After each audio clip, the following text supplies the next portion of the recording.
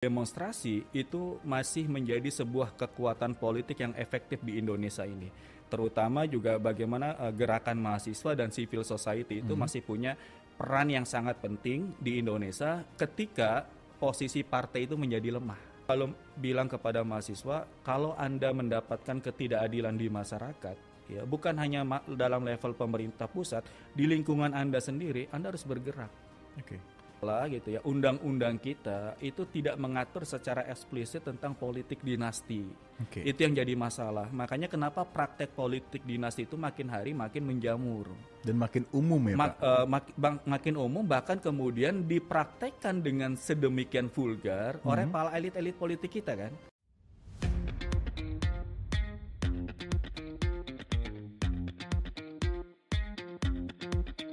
Halo semuanya, kembali lagi di Isi Podcast barengan sama Farhan Tamami. Jadi lagi-lagi Isi Podcast bakal ngebahas soal mahasiswa, perkuliahan, dan juga sampai dosen-dosen di ISIP Jakarta. Dan hari ini kita bakal ngebahas salah satu yang lagi mungkin bisa dibilang viral banget kali ya beberapa waktu yang lalu. Karena jagat media sosial itu lagi rame banget dihebohkan sama demo dari teman-teman mahasiswa dan rekan-rekan lainnya yang terjadi kurang lebih beberapa waktu yang lalu. Dan hari ini kita bakal ngebahas langsung sama salah satu dosen dari IISIP Jakarta. So, langsung aja kita mulai. Sekarang ada Pak Mustafa. Halo Pak, apa kabar? Baik, alhamdulillah sehat. Boleh dong Pak diperkenalkan nih kepada sahabat ISIP yang lagi nonton sekarang. Bapak ini sebagai apa di ISIP Jakarta? Oke, baik. Terima kasih Mas Farhan ya saya panggilnya. Iya Pak. Oke. Saya Mustafa Magdor sebagai dosen ilmu politik ISIP Jakarta, sekaligus juga sebagai peneliti dan pengamat politik. Oke.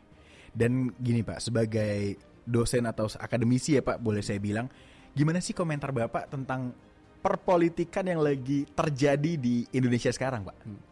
Ya, secara umum kalau kita membahas politik hari ini kan fokus kita pada politik ini kan adalah bagaimana suksesi kepemimpinan. Oke. Jadi hari ini hampir semua isu-isu itu sedang membicarakan apa sih struktur kabinet yang akan dikembangkan oleh Prabowo menjelang pelantikan Presiden 20 Oktober nanti. Jadi fokusnya sebetulnya lebih ke arah itu gitu. Lebih banyak kita menerka-nerka dibanding kemudian kita membicarakan tentang akhir-akhir masa kepemimpinan Jokowi, karena itu sudah sebetulnya bagi saya sih sebetulnya udah selesai lah, karena periode kepemimpinan terakhir itu relatif sebetulnya sudah tidak efektif dalam politik. Justru yang sedang dinantikan itu adalah prospek kepemimpinan ke depan pasca Jokowi ini akan seperti apa gitu. Berarti mungkin masyarakat tuh menilai karena ini udah mau akhir, mendingan menurut Bapak lebih kita fokuskan ke masa depannya seperti apa ya Pak? Betul. Dengan pemilihan yang baru gitu. Betul. Jadi kita lebih fokus, harusnya sih kita lebih fokus pada agenda-agenda apa yang sedang dibangun atau apa gagasan dari program Prabowo yang akan ditawarkan nanti ya untuk kepemimpinan mendatang itu di 2024 sampai 2029 itu. Ketimbang misalnya kita harus hari ini kan kita lagi ramai terus misalnya membicarakan tentang Jokowi gitu. Bagi saya Jokowi ya sudah selesai lah gitu loh. Gitu. Berarti tinggal kita harus persiapkan apa yang akan terjadi dari 2024 sampai 2029 nanti. Betul, gitu Pak. Betul. Dan kalau kemarin tuh lagi rame banget Pak ngebahas soal masalah demo tentang terkait ambang batas umur dari MK ya Pak. Oke, putusan MK. Iya ya, betul. Okay. Itu gimana pendapat Bapak tentang demo itu? Iya, ini menarik sebetulnya. Jadi kalau yang dibicarakan oleh Mas Farhan itu perspektif demonya gitu ya. Demo itu kan sesuatu yang lumrah dan memang itu adalah bagian dari ciri negara demokrasi. Betul. Jadi kalau misalnya negara kita tidak ada demonstrasi tidak boleh, itu menunjukkan bahwa demokrasi tidak ada. Nah, salah satu di antara unsur adanya demokrasi itu adalah demonstrasi diperbolehkan, karena itu adalah bagian dari check and balance-nya itu gitu. Nah, kemarin sebetulnya menarik ya kalau misalnya ditanyakan apa itu demo gitu ya. Periode Jokowi beberapa waktu yang lalu itu demo itu cukup masif juga, penolakan terhadap undang-undang revisi KPK, terus Omnibus Law, ya KUHP dan yang lain-lainnya gitu ya. Tapi tindakan ataupun daya ledaknya itu agak lebih kecil ya. Berbeda dengan kepemimpinan atau di akhir masa jabatan Jokowi yang kemarin yang menolak Batas MK. keputusan MK itu ya tentang batas umur dan parliamentary threshold itu justru menunjukkan bahwa demonstrasi itu masih menjadi sebuah kekuatan politik yang efektif di Indonesia ini. Terutama juga bagaimana gerakan mahasiswa dan civil society itu masih punya peran yang sangat penting di Indonesia ketika posisi partai itu menjadi lemah. Oke. Kan posisinya kan begitu. Partai menjadi lemah gitu. Hampir tidak ada lagi oposisi gitu. Bahkan sekarang ada istilah Kim plus. Tempo menyebutnya Kim Min gitu ya. Sehingga tidak ada lagi unsur kekuatan atau oposisi, dan yang kemudian yang di luar prediksi itu adalah bagaimana civil society ya, masyarakat dan mahasiswa itu kemudian menjadi gerakan penyeimbang itu, dan ternyata efektif betul kan, bagaimana gerakan-gerakan yang terstruktur itu nyata-nyatanya mampu merubah keputusan. Berarti ketika saat tidak ada oposisi dalam tanda kutip gitu ya Pak, atau saat oposisi dalam keadaan yang lemah bisa dibilang, mahasiswa dan civil society itu harus mengisi itu ya Pak? Betul. Saya kan mantan mahasiswa, mantan aktivis juga, mantan aktivis jalanan Mas Farhan. Jadi fungsi mahasiswa itu selalu ada kan, di mana mahasiswa itu sebagai agen of change itu kan, agen perubahan. Di mana salah satu di antara fungsi agen of change itu adalah dia akan selalu bertindak ketika negara itu ada ketidakberesan di dalam negara. Mahasiswa itu tidak boleh berpolitik. Itu pakem resminya gitu. Dia harus menjadi sebagai sesuatu menjadi moral force. Dia akan menjadi gerakan moral di mana ketika ada ketidakadilan, ketidakberesan pada sebuah sistem, ya mahasiswa harus bergerak. Dia tidak boleh masuk ke dalam ikatan ataupun kepentingan politik. Dan disitulah sebetulnya letak kekuatan mahasiswa itu. Sampai kapanpun mahasiswa harus tetap menjadi agen of change itu. Tapi berarti di era sekarang tuh demo tuh masih tetap efektif ya Pak? Efektif, sangat-sangat efektif. Misalnya ya, kemarin itu terlihat sekali bagaimana demonstrasi yang menolak putusan DPR itu yang tiba-tiba balik ya, yang kemudian melakukan tindakan yang seakan-akan melawan putusan MK itu, lalu dengan serta-merta mahasiswa dan civil society itu melakukan gerakan yang masif, dan pada malam harinya itu kan Sufmi Dasko langsung mengatakan bahwa keputusannya dianulir dan DPR patuh pada putusan MK. Itu kan menunjukkan bagaimana demonstrasi itu menjadi kekuatan politik yang luar biasa. Di tempat lain juga sama, misalnya dalam konteks geopolitik misalnya ya, itu bagaimana misalnya perang Israel-Palestina itu di negara-negara Barat, Amerika, Eropa, itu kan gerakan-gerakan aksi protes, aksi demonstrasi itu nyata-nyatanya juga mampu merubah.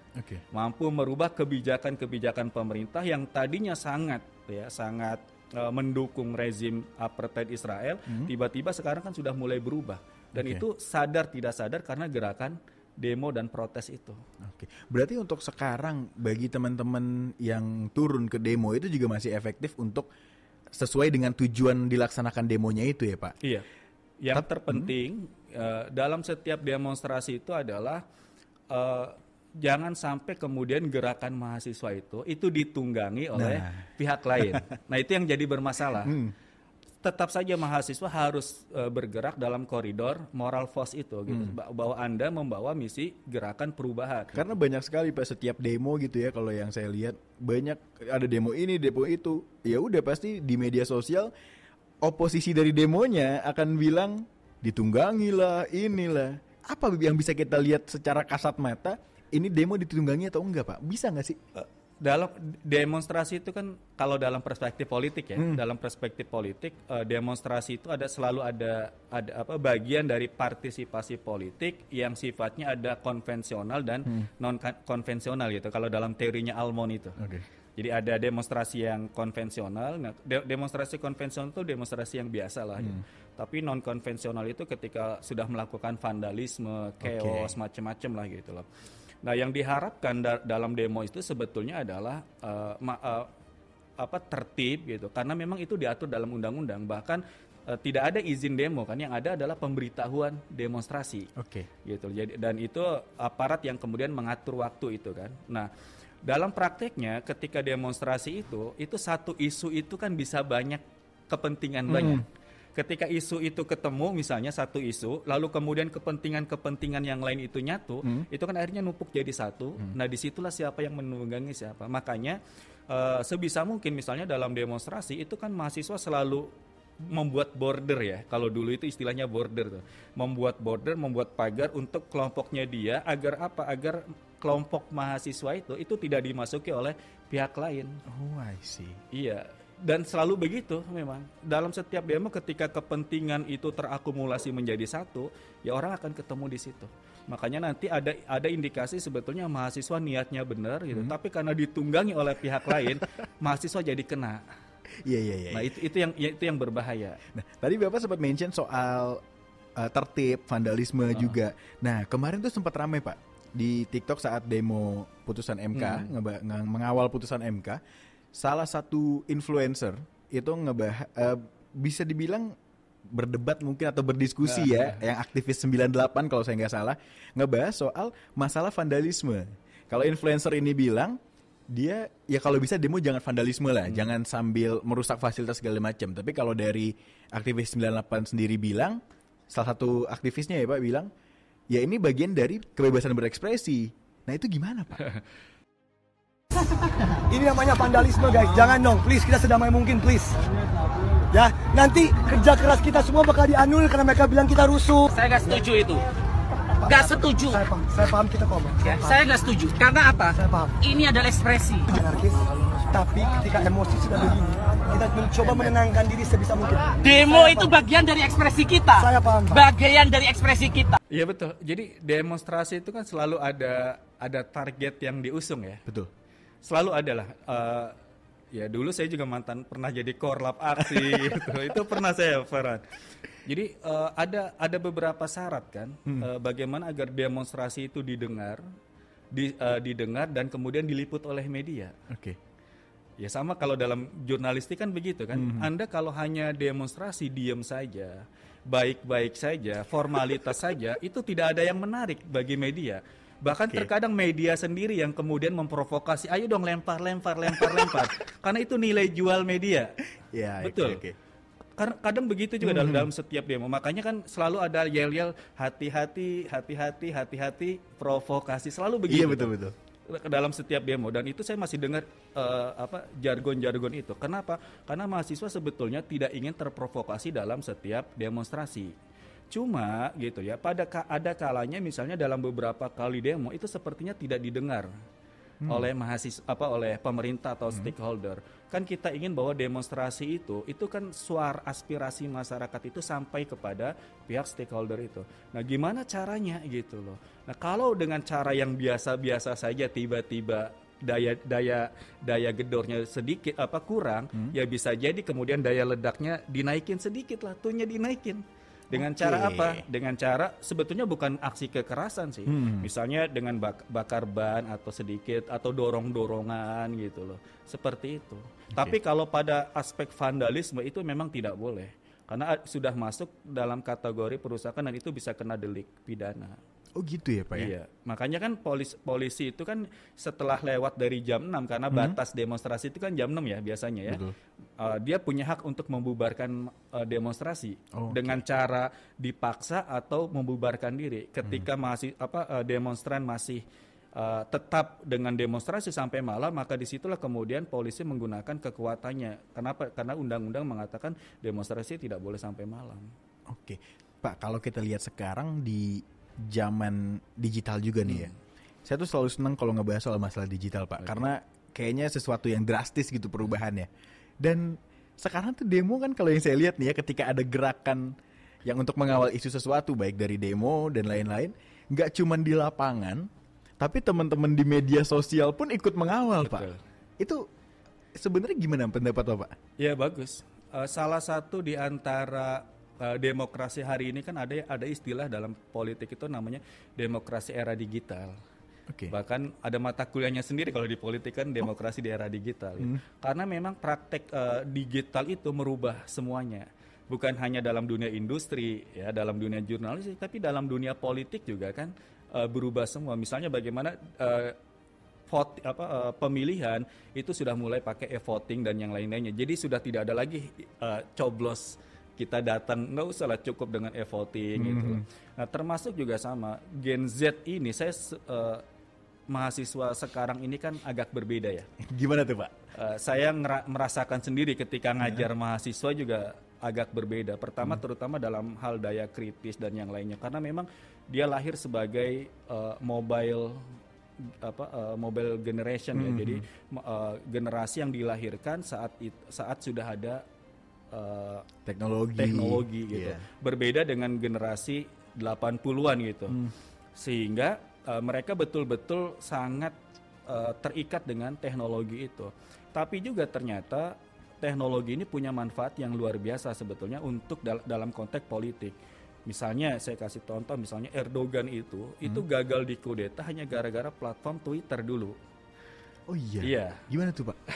Jadi kalau sahabat ICIP yang belum tahu nih. Kalau pernah dengar misalnya itu kudeta Erdogan itu udah luar biasa kan, sampai pesawat tempur sudah jatuh semua. Itu hanya karena Erdogan kemudian men-tweet bahwa dia sedang dalam kondisi dikudeta, lalu kemudian Twitter itu kemana-mana nyebar, itu masyarakat kemudian bergerak semua. Jadi bagaimana media sosial itu punya kekuatan yang luar biasa. Se-powerful itu Pak? Betul, powerful. Okay. Hanya saja yang jadi masalah adalah ketika media sosial itu kemudian disalahgunakan. Makanya muncullah istilah yang sekarang itu dalam konteks sosial itu ada yang kita sebut sebagai post-truth itu. Dunia pasca kebenaran. Jadi karena dunia pasca kebenaran, maka yang selalu dimunculkan itu adalah kebohongan-kebohongan. Makanya narasi-narasi di media sosial itu lebih banyak akhirnya bohong, hoax, dan yang lain-lainnya itu. Tapi Pak, kalau misalkan banyak teman-teman mahasiswa mungkin yang berpikiran seperti ini Pak. Kadang kalau mereka ikut demo, mereka tuh punya pemikiran kayak takut aja Pak ikut demo. Takut ada efek sampingnya gimana kah? Takut kalau terlalu bersuara akan diapakan, mungkin kita nggak ada yang tahu. Itu gimana sih Pak? Mungkin itu tipe, kan kalau saya dulu ngajar di sosiologi, mungkin yang pernah ngajar dapat kelas sosiologi saya itu ada 3 tipe mahasiswa. Apa Pak? Yang pertama ada mahasiswa study oriented. Oke. Ya fokusnya hanya studi saja. Gimana caranya agar studi saya selesai, IP tinggi gitu. Tapi kan yang jadi bermasalah ketika model mahasiswa seperti ini, mohon maaf aja, itu kan agak susah nyari kerja biasanya. Karena apa? Karena jejaringnya juga lemah. Karena kan fokusnya hanya itu saja gitu. Lalu yang kedua ada jenis mahasiswa yang hedon. Ini banyak nih di Gen Z sekarang. Jadi betul, Pak. Iya, mahasiswa hedon itu lokusnya misalnya gerakannya hanya datang ke kampus gitu. Kalau ada kuliah, kalau nggak ada kuliah, kalau ada tugas kemudian dia ke perpustakaan. Kalau nggak ada, ya udah dia main sama teman sekumpulannya, main game, main apa, udah begitu aja hidupnya siklus. Dan ini paling banyak hari ini kalau lihat. Dan yang terakhir itu adalah mahasiswa yang aktivis gitu. Nah, mahasiswa aktivis ini agak unik sebetulnya Farhan. Kenapa? Karena daya kritisnya itu tinggi. Yang kedua, dia punya tipe biasanya lulusnya lama. Lulus lama tapi IP juga nggak terlalu tinggi. Bener, itu banyak yang begitu. Bahkan kalau lulusnya cepat, dia akan dibilang ngapain lu lulus cepat-cepat gitu. Itu mahasiswa aktivis. Tapi ada satu keuntungan bagi mahasiswa aktivis itu. Apa keuntungannya? Jejaring. Jejaringnya luas ya Pak? Networking. Karena ketika Anda demonstrasi, Anda turun ke lapangan, Anda ikut merasakan bagaimana masyarakat itu, disitulah sebetulnya pengalaman mahasiswa itu. Saya selalu bilang, kuliah itu hanya 4 tahun. Kalau Anda nggak memanfaatkan kuliah itu di luar, Anda akan nggak dapat apa-apa. Saya memori saya itu lebih banyak di luar ketika kuliah S1 itu dibanding saya di dalam bangku kuliah. Oke. Jadi dan itu kena pentungan apa udah biasa. Tapi itu yang membentuk karakter.